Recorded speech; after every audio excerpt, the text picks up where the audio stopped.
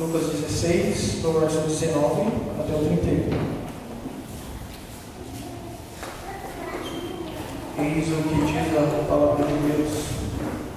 Ora, havia certo homem rico que se vestia de púrpura e de linho finíssimo, e que todos os dias se regalava esplendidamente. Havia também certo mendigo, chamado Lázaro, coberto de chagas, que jazia à porta da quinta, e desejava alimentar-se das migalhas que caíam na mesa do rico, e até os cães vinham lamber-lhe as úlceras. Aconteceu morrer o mendigo e ser levado pelos anjos para o seio de Abraão. Morreu também o rico e foi sepultado. No inferno, estando em tormentos, levantou os olhos e viu ao longe Abraão e Lázaro no seu seio. Então, clamando, disse: Pai Abraão, tem misericórdia de mim, e manda Lázaro que molhe em água a ponta do dedo e me refresque a língua, porque estou atormentado nessa chama. Disse, porém, Abraão: Filho, lembra-te de que recebeste os teus bens em tua vida, e Lázaro igualmente os males. Agora, porém, aqui ele está consolado, tu em tormentos. E além de tudo, está posto um grande abismo entre nós e vós, de sorte que os que querem passar daqui para vós outros não podem, nem os de lá passar para nós. Então replicou: Pai, eu te imploro que o mandes à minha casa paterna, porque tenho 5 irmãos, para que eles dê testemunho, a fim de não virem também para este lugar de tormento. Respondeu Abraão: Eles têm Moisés e os profetas, ouçam-nos. Mas ele insistiu: Não, pai Abraão, se alguém entre os mortos for ter com eles, arrepender-se-ão. Abraão, porém, lhe respondeu: Se não ouvem a Moisés e aos profetas, tampouco se deixarão persuadir, ainda que ressuscite alguém dentre os mortos. Amém.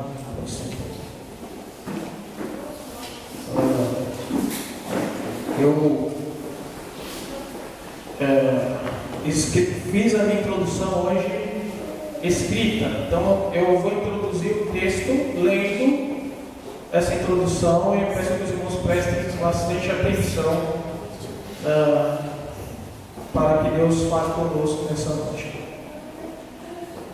O título dessa mensagem é Esperançosos no Presente e Vislumbrados no Futuro.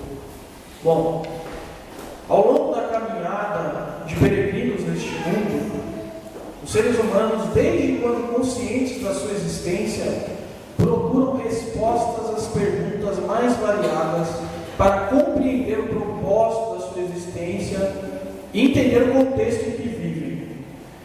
Para isso, várias religiões e filosofias procuram dar essas respostas das mais variadas formas. As perguntas são das mais variadas. Como cristãos que creem na autoridade, inerrância e infalibilidade das Escrituras, procuramos nela estas respostas. Elas são a verdade absoluta revelada por Deus a nós, pecadores perdidos, necessitados da salvação que Ele nos oferece de graça. Porém, não é o objetivo de Deus, na sua palavra, nos suprir com informação exaustiva de tudo que existe no mundo. A Bíblia apresenta um conteúdo que é suficiente para obtermos a salvação. De modo que temos respostas a algumas perguntas, a outras não temos, e ainda outro grupo de perguntas tem respostas que dão apenas um vislumbre daquilo que se intensificará no futuro próximo, aguardado por todos nós. Quando as perguntas se voltam na nossa situação presente, os questionamentos de muitos são diretos e objetivos. As perguntas são do tipo: por que isso aconteceu comigo? Ou por que as coisas na minha vida são tão difíceis? Porque eu passo por tanta dificuldade. Olhamos ao nosso lado e contemplamos todo tipo de injustiça e corrupção.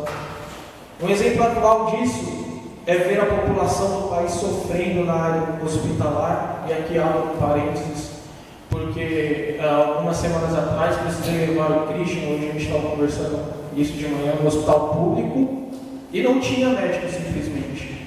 Então não tem médico, não tem recurso, o governo não disponibiliza nada, nós sofremos nos transportes, dia a dia, nós sofremos na educação, inúmeros outros problemas sociais, enquanto o governo investe bilhões em estádios para a Copa do Mundo.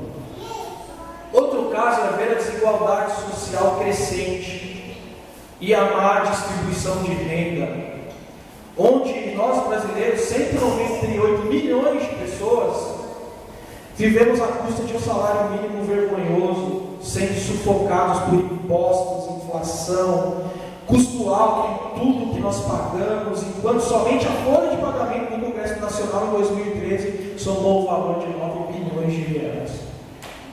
Seria o equivalente a 23 milhões de reais por dia para sustentar o luxo dos corruptos, 594 de, como dizem eles, representantes do povo. 594 pessoas custam para o cofre do país a soma de 23 milhões de reais por dia. Mas o que a Bíblia tem a dizer sobre o presente e o futuro? Certamente muitas coisas. Então a pregação de hoje tem o objetivo de nos dar algumas respostas a algumas dessas nossas perguntas. O texto que nós lemos conta a história de duas pessoas, e o pastor Onésimo, uma vez ao pregar esse texto, focando de uma maneira diferente, ele nos ensinou que, de maneira fiel ao ensino das Escrituras, que a Bíblia não condena a riqueza em si.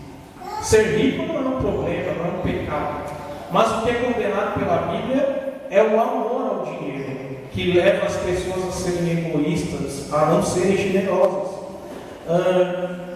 E a Bíblia apresenta aqui, logo no início do texto, um homem que ela não apresenta o nome desse homem, mas ela define esse homem somente como um homem rico. Então, um certo homem rico. E ela dá algumas características desse homem. Primeiro, ela diz que ele se vestia de púrpura e de linho finíssimo.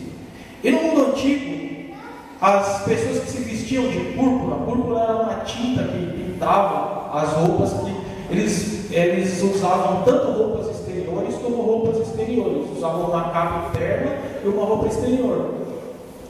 E essa roupa exterior, ela era geralmente tingida com essa tinta chamada púrpura. Era uma tinta que os pobres não tinham acesso, porque era muito cara, ela era tirada de um ser marinho, então o processo de fabricação dela custava muito caro. Então a pessoa, para poder comprar uma vestimenta com tintura púrpura, ela tinha que ter dinheiro, tinha que ter condições. Então, era uma vestimenta que era destinada só à nobreza, as pessoas nobres, as pessoas ricas, as pessoas da realeza. Eram pessoas muito ricas.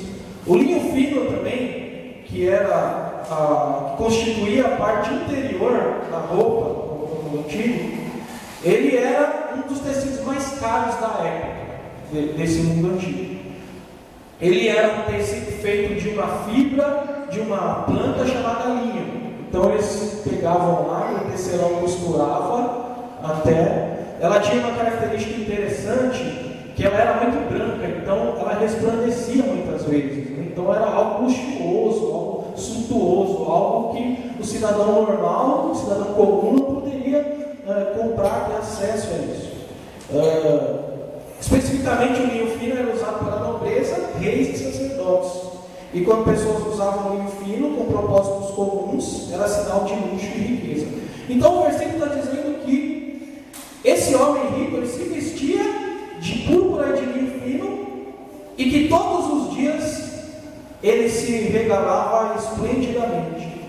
Esse homem possuía o melhor do que a vida presente nesse mundo pode oferecer. Porque se ele tinha a capacidade de se vestir assim diariamente, e a roupa é algo que assim, nós precisamos trocar ela com frequência, e se o luxo estava na roupa, imagine então nos outros detalhes. Comida, com certeza, do bom e do melhor. Ele tinha veículo para transportar ele tinha dinheiro para pagar o segurança. Ele era uma pessoa afastada, uma pessoa realmente que tinha um poder aquisitivo grande. As marcas mais famosas aí, que são do nosso tempo, eu botei umas aqui, que imagina uma pessoa que só vestia Armani, só vestia Calvin Klein, né, que são as modas hoje que são caríssimas, só vestia Lacoste, só vestia Louis Vuitton. Então esse rico era uma pessoa assim, uma pessoa que no caso eu e nós, todos nós aqui, não tínhamos condições de acompanhar ali o ritmo dela, porque ela tinha muitas condições, uma pessoa muito rica. E ele sentia todos os dias, ele se regalava. Essa palavra regalava no original, ela dá a ideia de uma pessoa que sentia grande prazer. Quando eu estava estudando esse texto, eu lembrei do nosso irmão Frota, ele fala bastante do hedonismo, né? Então essa pessoa aqui, o hedonismo é a filosofia que faz a pessoa ter uma busca constante pelo prazer. Ela quer aproveitar o máximo que ela pode da vida e ela não se importa muito com os meios que ela vai usar para isso. Contanto que ela tenha prazer. Ela não se importa se ela está desrespeitando leis, se ela está sendo moral ou imoral. E esse homem parece que ele vivia um estilo de vida de curtir a vida. Ele queria curtir a vida, aproveitar a vida, porque o texto afirma que ele se regalava, ele buscava o prazer de maneira esplêndida, todos os dias. E aí o texto, no versículo 20, nos apresenta também um mendigo. E em contraste com esse homem rico, Lucas diz que Jesus dá um nome a esse mendigo. O homem rico é apresentado só como homem rico, ele não tem um nome. Mas o mendigo chamava-se Lázaro. Então havia também certo mendigo chamado Lázaro, e a situação desse era que ele estava coberto de chagas e que jazia à porta daquele. A palavra que é usada aqui para dizer que ele jazia à porta daquele dá a ideia de que ele foi colocado ali por alguém, porque a doença que cobria o seu corpo o impossibilitava de trabalhar, de se locomover, de viver uma vida normal. Então alguém o levou até o portão desse homem rico para que ali ele pudesse pedir alguma esmola, algo que pudesse vir como recurso para ele, porque ele não tinha acesso a isso através do trabalho, porque a doença o impossibilitava disso. Então, ele era um mendigo, em contraste com um homem rico muito pobre. Por conta da sua doença, ele não podia trabalhar, então ele não tinha nada. Ele precisava pedir aquilo que era necessário para a sua sobrevivência, ele precisava mendigar para viver. E Lucas, muito detalhista, nos diz que ele estava coberto de chagas. Lucas era um médico, o escritor desse evangelho, e ele pode falar com propriedade sobre doenças. Então, a palavra que ele usa lá no original para coberto de chagas dá a entender que o corpo dele estava coberto de úlceras. Era um termo médico, ele estava totalmente impossibilitado. E a úlcera, ela é uma ferida que é aberta no corpo, que ela é de difícil cicatrização. Ela não cicatriza fácil. E ela vai se espalhando pelo corpo. Então vamos imaginar aí a situação desse mendigo à porta desse homem rico, uma situação de total contraste. Nem é preciso dizer, e por isso que não está enfatizado no verso, a grande tristeza que esse homem sentia. Porque enquanto esse rico se regalava esplendidamente todos os dias, tendo todos os recursos que precisava, aquele ali nem trabalhar podia, e estava doente, estava numa situação difícil, e não tinha nem o que é necessário para a sobrevivência, tinha que pedir. Então, comparando a alegria completa de um com a tristeza completa de outro. Então eu fiquei imaginando quantas vezes que esse mendigo teve vontade de morrer e nem morrer ele conseguia, por causa da vida difícil que ele levava. Não era fácil ficar naquela situação. Então ele foi depositado ali por alguns no portão daquele homem e foi deixado ali numa situação muito difícil de suportar. Então, depois de apresentar esses dois personagens, Jesus diz que esse homem estava lá, e no versículo 21 ele diz que ele desejava se alimentar caíam na mesa com o rico, e até os cães vinham lamber as úlceras. Imagina uma pessoa que queria o resto de comida. Ele não queria um prato, ele não estava pedindo um prato. A esperança dele era que aquele rico atravessasse aquele portão lá e desse a sobra lá que sobrou naquele dia para que ele pudesse se alimentar. Porque ele não tinha acesso a isso, não tinha como levantar esses recursos. Comida que é algo tão básico e que nós precisamos se alimentar diariamente, beber diariamente. Mas o seu problema não era unicamente a fome. Ele passava fome também, por desejar comer os restos de comida, mas também ele tinha esse problema, essa enfermidade, essa doença que o afetava, e que levava os cachorros que passavam ali próximo dele a vir a lamber as úlceras. Era uma situação muito lastimável, muito triste, algo que difícil de nós imaginarmos. Então, de um lado, alguém tem tudo, alguém tem poder aquisitivo, alguém que está feliz com a sua vida, que está vivendo em busca do prazer, e de outro lado, alguém que precisa de tudo, que necessita de tudo, muito parecido um pouco com o nosso contexto, né?